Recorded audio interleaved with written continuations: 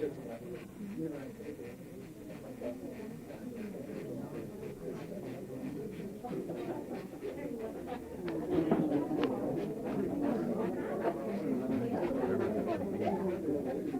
of them walk up on the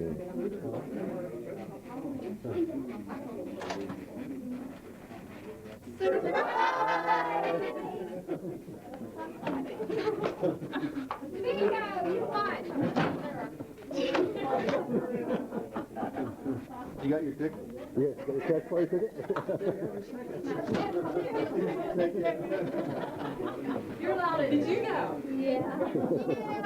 We had. I can tell these two on break. I've been elected to MC tonight. Well, I shouldn't say elected. I drew the short straw. We're going to have a little bit of a roast of Tami. So we're going to invite people up here to say something, good or bad, about her. Hopefully good. I don't know. I want to start out with some facts about 1965. Give you an idea how long ago this was. The president was Lyndon Johnson at the time. Malcolm X was assassinated in New York City that year. The best picture was Sound of Music on the radio. Tom Jones was a new artist of the year. The #1 songs, myself, by the Four Tops, Wooly Bully, My Girl, and You've Lost That Loving Feeling. On TV, you watch such shows as Bonanza, Gomer Pyle, The Lucy Show, Green Acres, Hogan's Heroes, I Dream of Jeannie, Lost in Space, and The Dean Martin Show. And that was the year that the Beatles debuted the Ed Sullivan Show. You share the birthday year with Adam Sadler, Ben Stiller, Sarah Jessica Parker, Brooke Shields, Dr. Dre, Courtney Love, and Shania Twain. You were about to say me and Shania. That's my girl.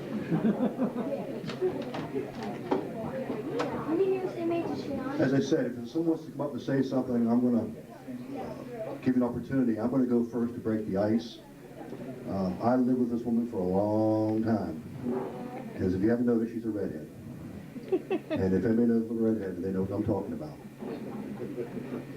Our relationship has been best described as a metamorphosis. In the 60s and 70s, she was my arch nemesis.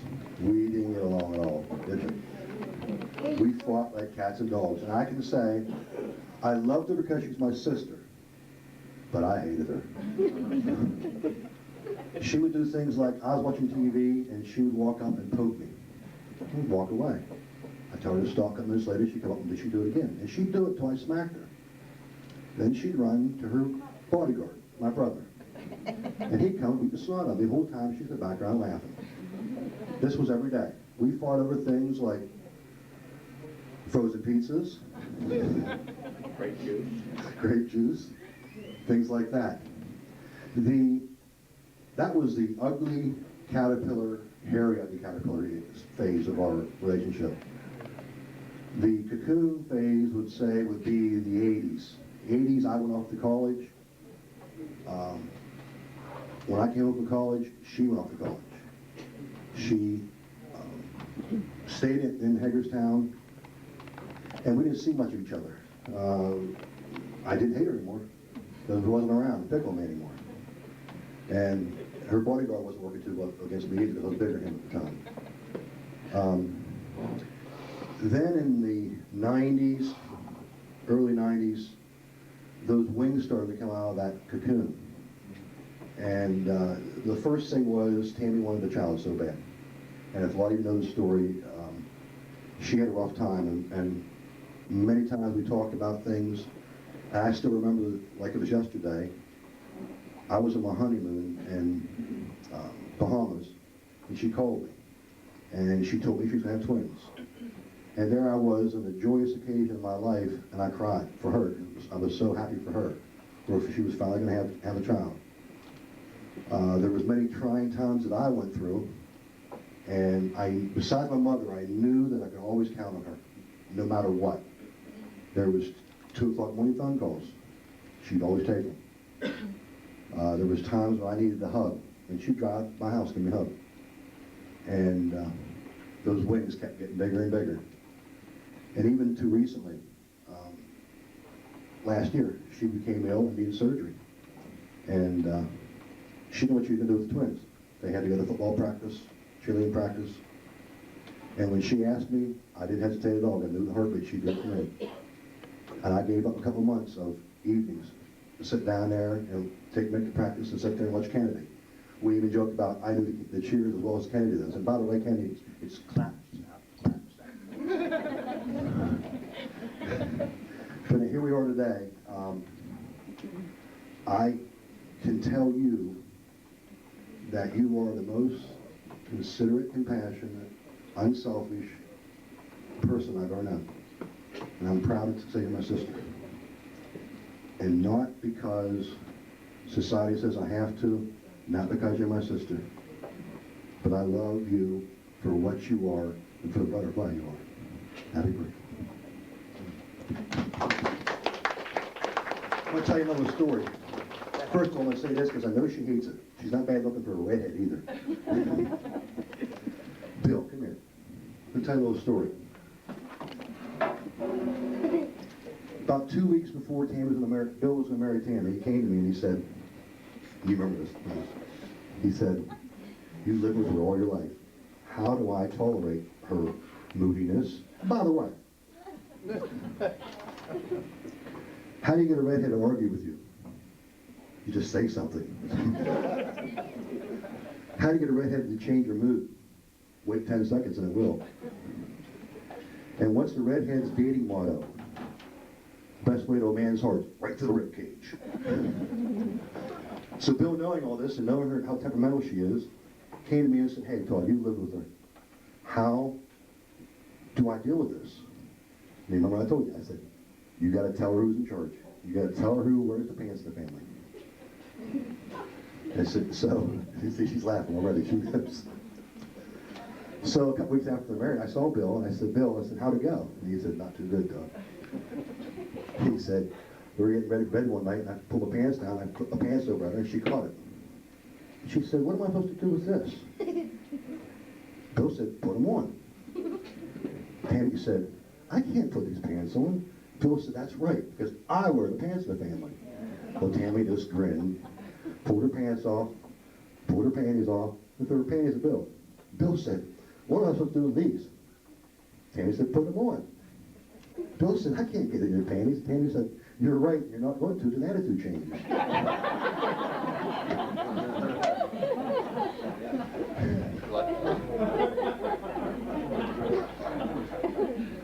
So is there anybody want to say anything right now? Anything?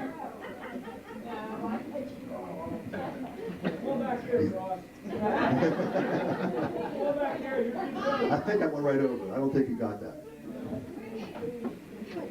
Anybody don't want to say anything? Come on, I had to do it. You got to too. So let's start with my mother. And I'll tell you right now, no matter what she says, I'm still her favorite.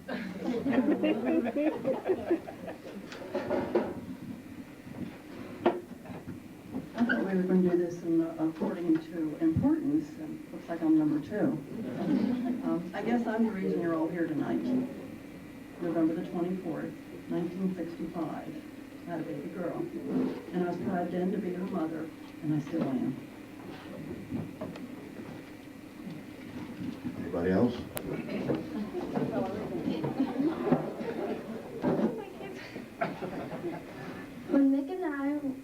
When Nick and I were up in heaven, waiting for our mom, this pretty red-haired lady was down here on earth wanting a baby. So Nick and I surprised her. She got 2 of us. She said we were a miracle. Our brother Cross, was even a bigger surprise. We think we have the in the whole wide world. One. We love you, Mom. Happy birthday.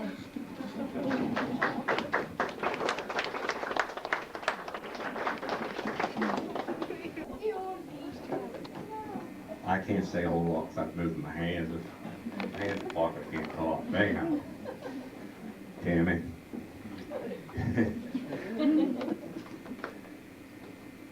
You're a very, very good mom.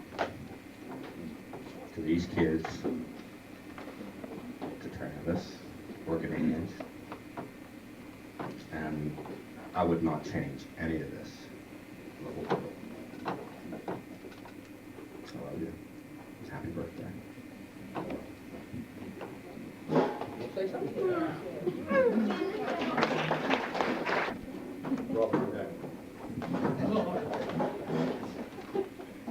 I waited till I was number 5.